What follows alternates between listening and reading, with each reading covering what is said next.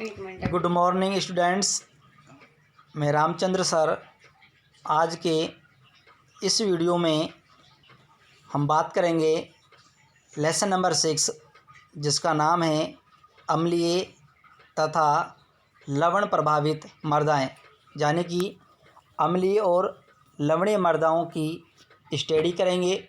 तो सबसे पहले हम इन मृदाओं की कुछ सामान्य जानकारी है उसकी स्टडी करेंगे। भारत में कुल कृषि क्षेत्रफल 159.7 मिलियन हेक्टेयर है, यानी कि भारत के अंदर कृषि करने योग्य जो भूमि है उसका जो कुल क्षेत्रफल है वो 159.7 मिलियन हेक्टेयर क्षेत्र में कृषि कार्य किया जाता है। इसी में से लगभग 90 मिलियन हेक्टेयर क्षेत्र में अम्लीय मृदाएं हैं, जो बहुत अधिक है, तथा 6.73 मिलियन हेक्टेयर क्षेत्र में लवण प्रभावित मृदाएं हैं, यानी कि जो अम्लीय मृदाएं हैं वो अधिक हैं और जो लवणीय मृदाएं हैं वो कम हैं। हम इसी में सबसे पहले बात करेंगे अम्लीय मृदाएं। पहले बात करते हैं परिभाषा की कि वे मृदाएं जिनका पीएच मान 7 से कम होता है तथा जिनमें H+ व एल्युमिनियम आयनों की अधिकता होती है, अम्लीय मृदाएं कहलाती हैं। ये बात की हमने अम्लीय मृदा की परिभाषा।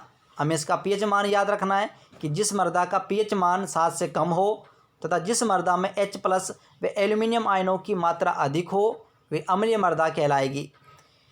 इन मृदाओं की धनायन विनिमय क्षमता व बेस संतृप्ति कम होती है। अम्लीय मृदाएं नम जलवायु के क्षेत्रों में पाई जाती हैं। जिस स्थान पर या जिन क्षेत्रों में नम जलवायु होगी उन स्थानों पर अम्लीय मृदाएं अधिक पाई जाएंगी। अम्लीय मृदाएं असम में, केरल, मणिपुर, त्रिपुरा, उड़ीसा, बिहार आदि क्षेत्रों में जो हैं, राज्यों में जो हैं पाई जाती हैं। इसके बाद अगला टॉपिक है मृदा अम्लता के प्रकार। मृदा अम्लता 2 प्रकार की होती है, सक्रिय अम्लता और नंबर 2 विनिमय अम्लता। तो पहले बात करें नंबर 1 सक्रिय अम्लता। मृदा विलयन में हाइड्रोजन आयनों के कारण उत्पन्न अम्लता को सक्रिय अम्लता कहते हैं, यानी कि ऐसी अम्लता जो केवल हाइड्रोजन आयनों के कारण उत्पन्न हो उसे सक्रिय अम्लता कहते हैं। नंबर 2 विनिमय अम्लता। मृदा विलयन में हाइड्रोजन आयनों तथा एल्युमिनियम आयनों के कारण उत्पन्न अम्लता विनिमय अम्लता कहलाती है, यानी कि जिस मृदा में हाइड्रोजन आयन तथा एल्युमिनियम आयन दोनों प्रकार के आयन पाए जाएं उसे विनिमय अम्लता कहा जाता है। ये आपको 2 अम्लता हमने 2 प्रकार की पढ़ी, सक्रिय और विनिमय। सक्रिय अम्लता में केवल हाइड्रोजन आयनों की अधिकता होगी और विनिमय अम्लता में हाइड्रोजन आयन व एल्युमिनियम आयन दोनों की अधिकता होती है। हम यदि विनिमय अम्लता की परिभाषा देखें कि वह अम्लता जो मृदा संकीर्ण पर अधिशोषित H+ आयन तथा एल्युमिनियम आयनों के कारण उत्पन्न होती है, विनिमय अम्लता कहलाती है। जहाँ समीकरण देखें, इस समीकरण में को हम ध्यान से देखें तो यहाँ पर जो है बहुत सारे आयन, जहाँ पर ये क्ले, यहाँ पर जो ये पूरा जो है ये क्ले मृदा को दिखा रहा है। ये क्ले एवं कार्बनिक पदार्थ हैं, जिसे हम कह सकते हैं क्ले या मृतिका है। इस मृतिका के ऊपर बहुत सारे आयन अधिशोषित हो रहे हैं, देख सकते हैं बहुत सारे आयन हैं, aluminium ion, magnesium ion, calcium ion, potassium ion और हाइड्रोजन आयन इसके ऊपर अधिशोषित हो रहे हैं। लेकिन इसके अंदर विनिमय अम्लता जो है वो एल्युमिनियम आयन और हाइड्रोजन आयन है। इसी को हमने जब जल के अंदर घोला तो ये जितने भी आयन थे वो इस जल के अंदर, वाटर के अंदर जो है विलय हो गए।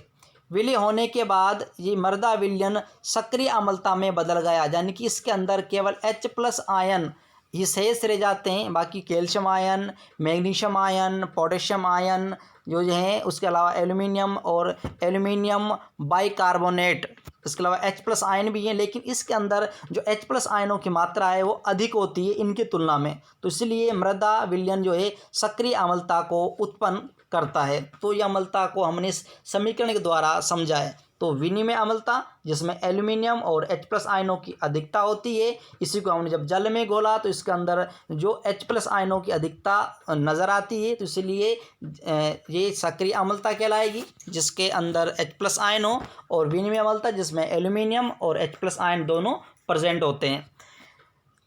हम आगे बढ़ें। अब अगला टॉपिक है अम्लीय मृदा बनने के कारण। देखते हैं कि अम्लीय मृदा किस प्रकार से बनती है, उसको बनने के अम्लीय मृदा बनने के मुख्य कारण क्या हैं। तो पहला है पैतृक पदार्थों की प्रकृति। चट्टानों में भस्म खनिजों की अपेक्षा क्वार्ट्ज एवं सिलिका की मात्रा अधिक हो जाने पर अम्लीय चट्टान बनती है। अम्लीय चट्टान अम्लीय खनिजों से बनती है। जब भस्म खनिजों की जो संख्या है वो कम हो जाए और अम्लीय पदार्थों की मात्रा अधिक हो जाए तो अम्लीय चट्टान का निर्माण होता है। अम्लीय चट्टानों से जब अम्लीय चट्टानों का अपघटन होगा और उनके टूटने से जो है जो मृदा बनेगी, उसी मृदा को हम अम्लीय मृदा कहेंगे। तो सबसे पहले खनिज बनते हैं, तो खनिज से चट्टान बनती है। चट्टान जब टूटती है तो चट्टान के टूटने से ही मृदा का निर्माण होता है। तो ये हमें याद रखना है कि जिस खनिज से चट्टान बनेगी और उसी चट्टान से जब मृदा बनेगी, तो माना कि अम्लीय खनिज चट्टान बनी और उस चट्टान के टूटने से मृदा बनी, तो मृदा भी क्या होगी, अम्लीय होगी। नंबर 2 इसमें बेस का क्षीण होना।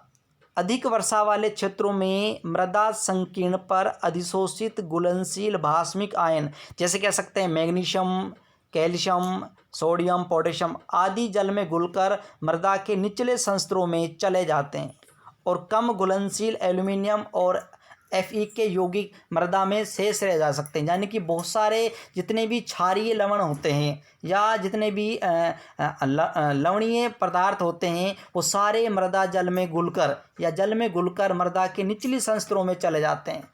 और ऐसे बहुत सारे एलिमेंट्स हैं, तत्व हैं जो जल में नहीं घुल पाते, जो मृदा में जल में कम घुलनशील होते हैं, जैसे एल्यूमिनियम और आयरन जैसे एलिमेंट जो तत्व हैं जो जल में कम घुलनशील हैं, जो मृदा के अंदर रह जाते हैं, जिस कारण मृदा अम्लीय हो जाती है।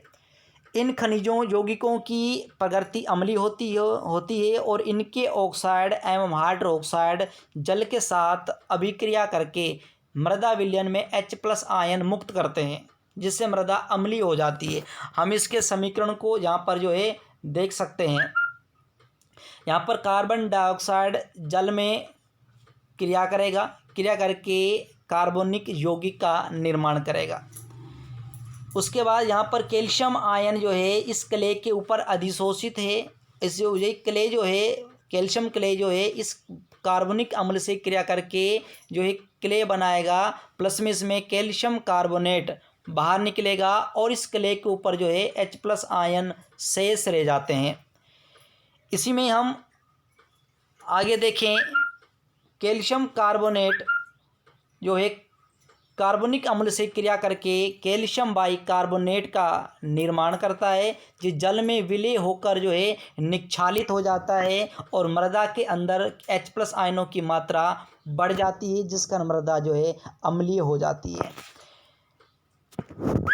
अगला टॉपिक है नंबर 3, अम्लीय उर्वरकों का लगातार प्रयोग। यदि मृदा के अंदर कृषि की पैदावार को बढ़ाने के लिए, फसल की उपज को बढ़ाने के लिए हम बहुत सारे रासायनिक उर्वरकों का प्रयोग करते हैं, जिसके अंदर अम्लीय उर्वरकों भी आते हैं, जिनका हम उपयोग मृदा के अंदर फसल की उपज को बढ़ाने के लिए, फसल की पैदावार को बढ़ाने के लिए इस प्रकार के उर्वरकों का प्रयोग करते हैं। यदि हम इन अम्लीय उर्वरकों का मृदा के अंदर उपयोग करते हैं तो नई प्रकार की हाइड्रोजन का निर्माण होता है। जी हाइड्रोजन जो है, जो मृदा के अंदर अम्लीय उर्वरकों से बनती है, ये मृदा को अम्लीय बनाने का कार्य करती है। जैसे हम बहुत सारे रासायनिक उर्वरक देखें अम्लीय, जैसे urea, ammonium sulphate, ammonium nitrate, यदि हम इसको समीकरण से समझें तो इस प्रकार समझ सकते हैं कि यहाँ पर क्ले है, इस क्ले के ऊपर कैल्शियम आयन अधिशोष यानी कि अम्ल मृदा जो है क्षारीय है।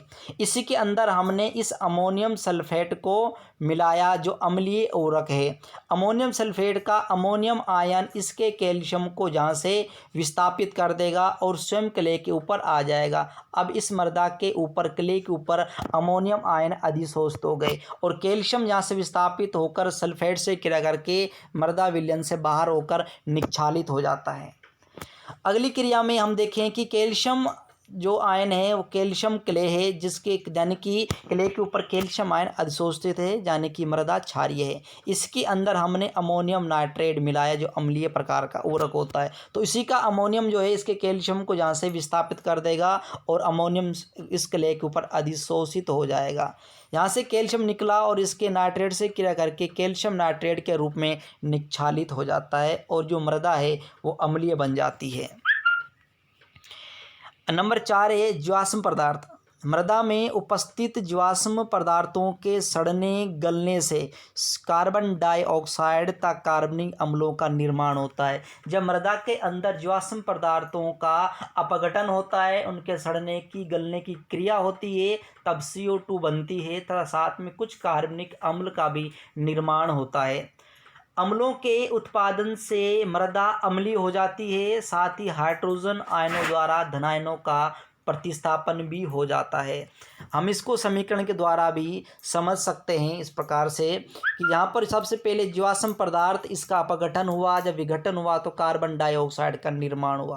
कार्बन डाइऑक्साइड मृदा के अंदर है और मृदा के अंदर नमी भी है, जल की मात्रा भी है। तो CO2 ने इस जल से क्रिया करके कार्बनिक अम्ल का H2CO3 कार्बनिक अम्ल का निर्माण कर दिया।